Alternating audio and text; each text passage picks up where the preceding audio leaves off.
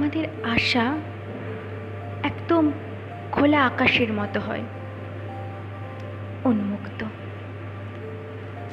তখন আমাদের শরীরে মনে কোথাও কোনো আবরণ থাকে না, লজ্জা, ঘৃণা, ভয়, কোনো কিছুর আবরণ নেই, একদম খোলা, আবরণবিহীন সভ্যতার ছোঁয়াটুকু তখন আমাদের শরীরে কিংবা মনে কোথাও আসে না। আমাদের আশাটা ঠিক এই আকাশের মতো।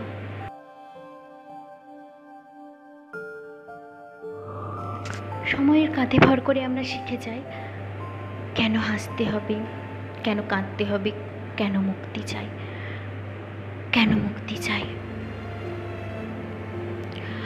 আমাদের উন্মুক্ত মন, উন্মুক্ত আকাশ তখন এই ডায়েরির অক্ষরগুলোতে বন্দী হয়ে যায়।